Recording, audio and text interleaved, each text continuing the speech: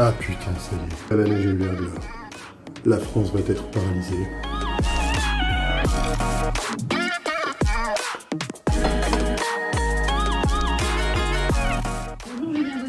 Merci d'être avec nous, vous êtes notre spécialiste auto. Comment est-ce qu'on dégivre facilement et sans abîmer sa voiture? Oui, faut rappeler déjà que c'est un geste assez simple mais qui est essentiel, la visibilité. Et obligatoire. Voilà, obligatoire, vous risquez une amende, mais c'est vraiment un principe un peu de sécurité, donc il faut le respecter, c'est juste pour sa propre sécurité et celle des autres. Comment on conduit sur une route glissante? En fait, le maître mot, c'est la prudence, encore plus que d'habitude. Il faut redoubler de vigilance et bien anticiper les situations. C'est pour ça qu'on va pas hésiter donc à baisser sa vitesse, augmenter les distances de sécurité. En fait, il faut anticiper cette distance de freinage qui va être potentiellement beaucoup plus importante. Ça peut aller jusqu'à 10 fois par rapport à ce qu'on a l'habitude. Donc vraiment garder ces distances avec le véhicule qui roule devant. Ouais, ça suffit, j'ai 100 ans de conneries comme ça. Tous les ans, c'est le même bordel. Ça commence à bien faire. Il s'agirait peut-être de trouver une discipline dans laquelle on peut apprendre à maîtriser son véhicule. Tiens, ça me fait penser qu'il y en a bien une qui existe. Allez, on y va. Eh bien, bonjour à tous et bienvenue à Beuvardes, dans l'Aisne, sur le circuit des Écuyers, en plein milieu de la nature, avec un gazon digne d'un green de golf. C'est un circuit qui est composé de 18 virages avec une longueur de 3,5 km, qui en fait un tracé difficile à mémoriser pour les débutants et aussi complexe pour les plus confirmés qui veulent réaliser des chronos. Et aujourd'hui, je vous emmène à la découverte d'une discipline, le drift, et c'est parti.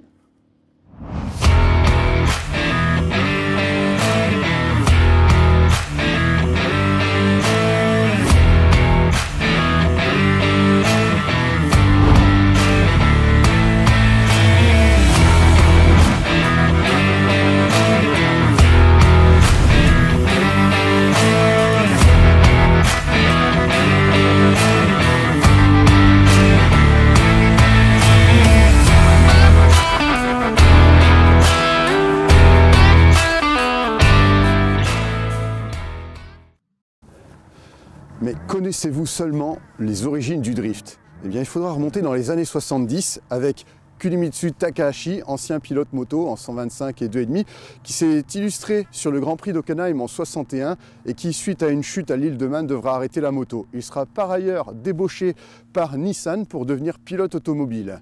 Et donc, ce japonais va instaurer une nouvelle technique de conduite. Dans les années 70, il faut savoir que les pneus n'ont pas du tout les mêmes performances et les mêmes carcasses que ce qu'on peut faire aujourd'hui.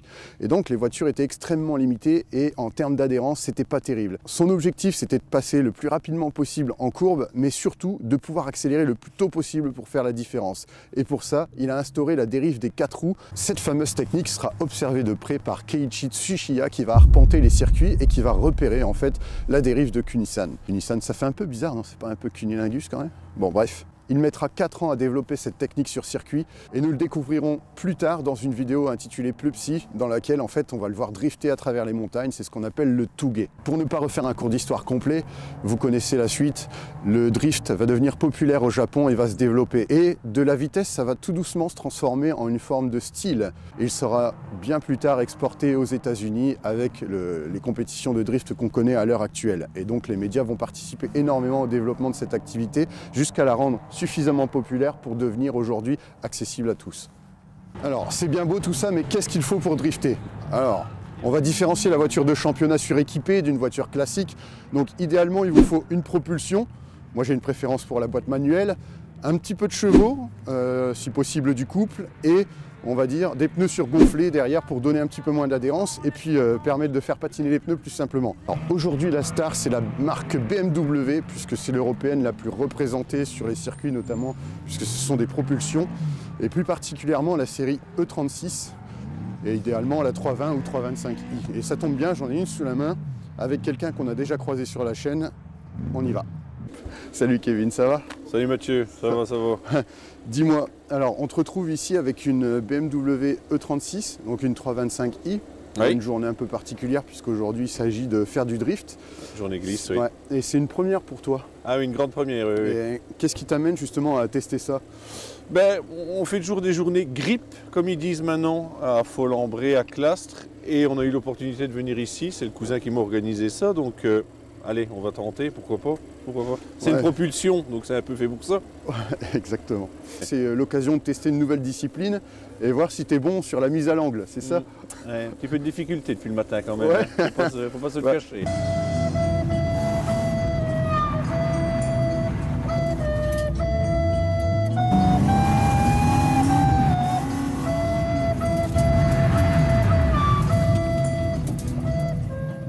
Donc dans tous les cas, moi je découvre ici avec vous cette discipline et au fur et à mesure de la journée, on va voir un petit peu comment ça évolue, aussi bien pour toi que pour ton cousin, et on verra à la fin de la journée un petit peu quel est le niveau que vous avez atteint puisque vous partiez de zéro sur le drift Ah oui, aujourd'hui. exactement, oui. Eh bien parfait, à tout à l'heure. À tout à l'heure. Allez, on est parti pour la toute première session où je suis passager. C'est Johan qui est au volant, il a un peu la pression et en plus il faut qu'il découvre le circuit. Pas si simple. Et vous allez voir qu'en plus, il va devoir faire face à plusieurs difficultés. Se rappeler la piste, apprendre à lancer la voiture, et vous allez voir qu'il ne suffit pas simplement de foutre la patate pour la mettre en travers et entretenir une glisse.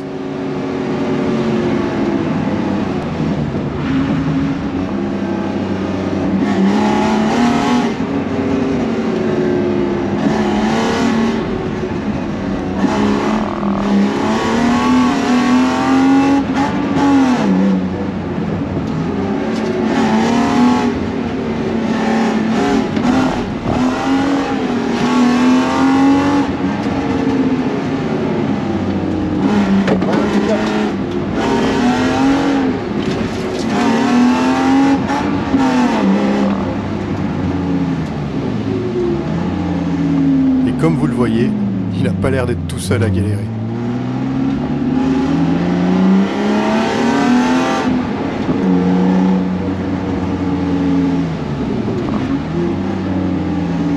En laissant les plaques de place.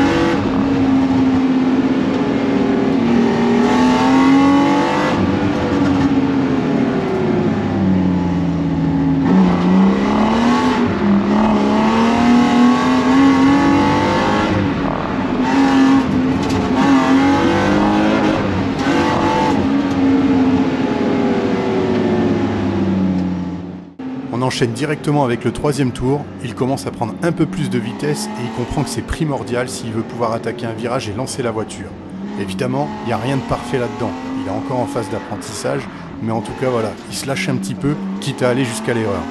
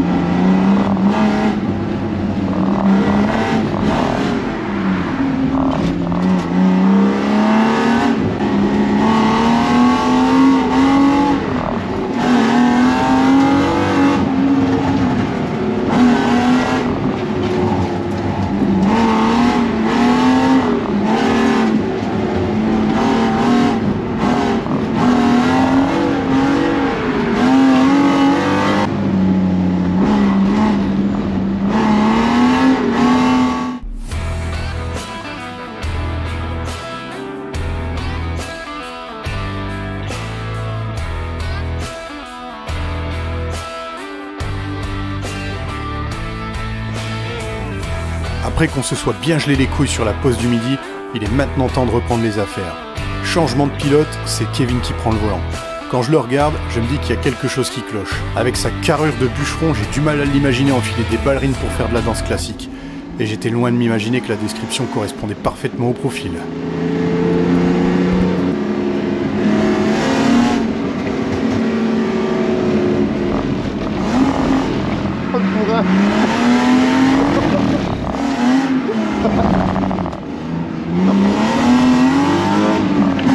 C'est pour chauffer les pneus, c'est ça?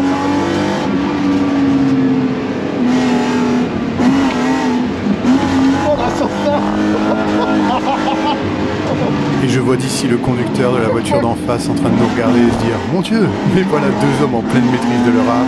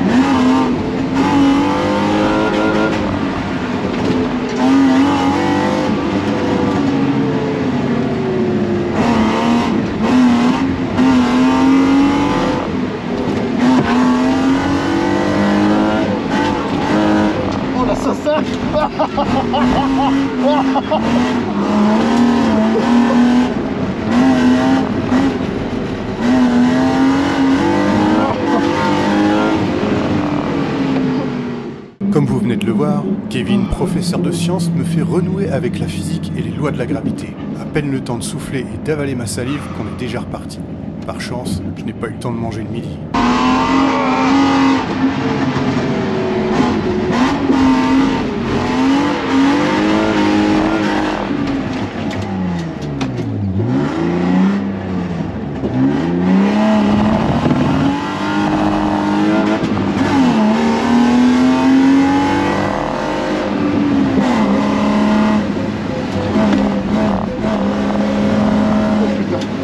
Passer loin de terre.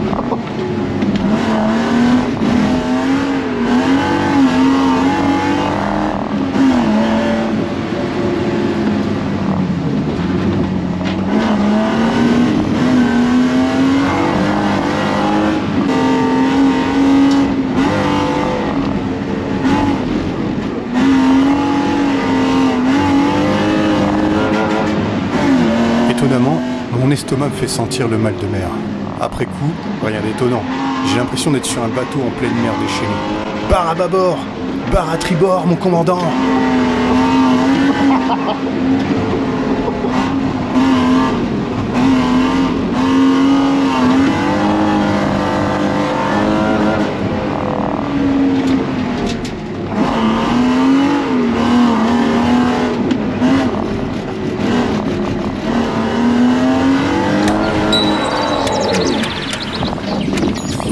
Bienvenue dans le monde végétal, Jardiland.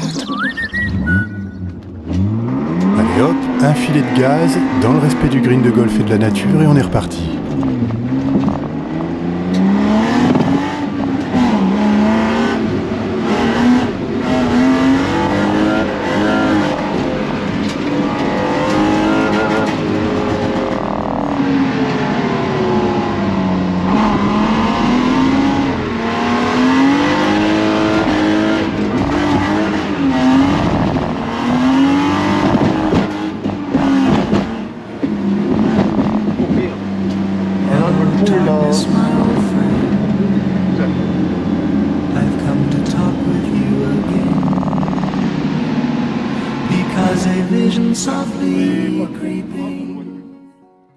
Bon, finalement, c'est pas le cardan, c'est le pont. Mais de toute façon, la journée est pliée dans tous les cas, il n'y a pas moyen de réparer.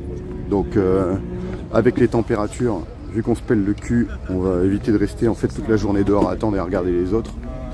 Il y aura d'autres journées à prévoir. Nous, on a l'occasion de tourner d'autres séquences et de revenir un petit peu sur le sujet du jour.